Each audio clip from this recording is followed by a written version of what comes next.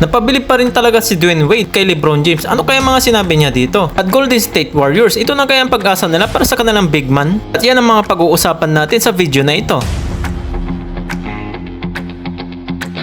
Matapos na ang mga laban ng Team USA dito sa Serbia, South Sudan at dito naman sa Puerto Rico, ay marami pa rin talaga napabilib kay LeBron James sa kanyang mga fans at kasama na din ang mga bashers niya. At talagang napakomento dito si Dwayne Wade. Alam natin, malapit niya itong kaibigan. Dahil na rin yan, sabay sila na draft noong 2003. Mga panahon yan, first draft pick itong si LeBron James at pang fifth naman itong si Dwayne Wade. Sabay kasi silang pumasok sa NBA dahil hindi niya lubos maisip na almost 5 years na rin siya nag-retire sa larong basketball. Ay ganito pa rin maglaro ang kanyang kaibigan na si LeBron James. Nakakagawa pa rin gumawa ng mga ganitong mga puntos sa Olympics. At sinabi din talaga nito na siya ang GOAT. Unang nagkasama sila LeBron James at Dwayne Wade sa 2008 Beijing Olympics na tinawag na Rhythm Team na kabilang din sila Kobe at Carmelo. Si Dwayne Wade ang naging leading scorer dito ng 16 points per game. At si LeBron James naman ng 15.5 points per game. At nabawi ang gold medal mula sa pagkaka-bronze nito noong 2004. Nasundan pa yan ng taong 2012 na ginanap naman sa London Olympics. At may panalo pa rin ang gold medal laban sa Spain. Marami sa kaedad ni LeBron James ay retirado na or kahit nandun na sa bench ay nagpapahinga na. Dahil understandable naman at siglo yun ang pagtanda. Pero wala ata sa bokabularyo ni LBJ ang mga galitong salita. Dahil sa NBA ngayon ay marami pa rin siyang pinapahiya. At sa lahat namang lalaro sa kanilang inabot na 21st season, si LeBron lang naman ang pinakamaraming puntos na nabaon. Kahit pagsamasamahin mo pa ang mga scoring ng kasabayan ni LeBron, hindi pa rin naaabot sa puntos niya na kanyang naipon. 1,800 kasi ang nakuha niya sa ikalawang 2 taon. Habang naman ang mga veteranong mga nakasama niya ay nasa 1,230 points. Ito yung mga naging kartada kapag pinagsama-sama. Kaya anong record na yan ay pinakamaraming achievement ni LeBron James sa nakaraang season. Dahil ng January 27, 2024 kontra sa Warriors, nakapagtala si LeBron James dito ng triple-double sa average na yan. Pero sa considering na numbers na nakakamangha pa, ay parang hindi tinatablan ang mga dumadapo sa kanyang mga injury. Dahil kung ibang average ng mga lalaro ay 2 linggo na para makarecover sa kanilang kondisyon at sitwasyon. Pero kapag si LeBron, break lang ang kailangan niya. At sigurado na naman na handa ulit itong sumabak sa liga. At talagang hindi maiiwasan ito sa pagkumpara sa kanya. Fan man kayo, taga-suporta o kaya naman kritiko. Dahil sa era ng NBA na ito, isa rin sa kinaabang-abang at nagkumpleto para dumami pa ang manonood.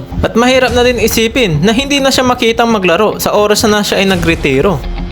Dito naman tayo sa susunod ng pag-uusapan. Ayon naman dito sa report ng Warriors, ay kailangan daw nila mag-adjust para sa kanilang lineup para sa paparating na NBA season. Sa nakarang season, ang mga naging starting lineup nila si Curry, Thompson, Green, Wiggins, Moody. Lahat ng yan puro pang small ball. Pagdating sa play-in at nilaglag sila ng Sacramento Kings. Kaya ngayon ay naghahanap pa sila ng isang malakas na sentro. Iibahin na ni Mike Dunleavy ang nakagisnan noon para baguhin ang kanilang mga roster sa pagpasok ng NBA season. At isa sa mga nabibilang kunin ng Golden State Warriors ay itong si Jonas Valanciunas para sa kanilang kupunan. Kapag makuha nila ito, sigurado si Valanciunas posibleng gawin nilang starting lineup bilang sentro nito sa Warriors. Dahil nag-a-average ito ng 12.2 points, 8.8 rebounds at 55.9% from the field. Kung ikukumpara ito kay Kuminga, mas mataas pa ang kanyang average. Kaso hindi pa nila alam kung sinong bibitawan nila dito ng Warriors. Dahil nakaabang din ang mga kanilang trade proposal sa iba-ibang kupunan. Sigurado sa next season, ibang team na naman ang uusbong para sa standing. Marami na rin kasi mga nag-adjust ng mga roster at nagsama-sama pa ang mga ibang superstars. Ituloy natin ang usapan sa comment section. Salamat na din sa pag-like and share ng video na ito at huwag din makakalimutan mag-subscribe.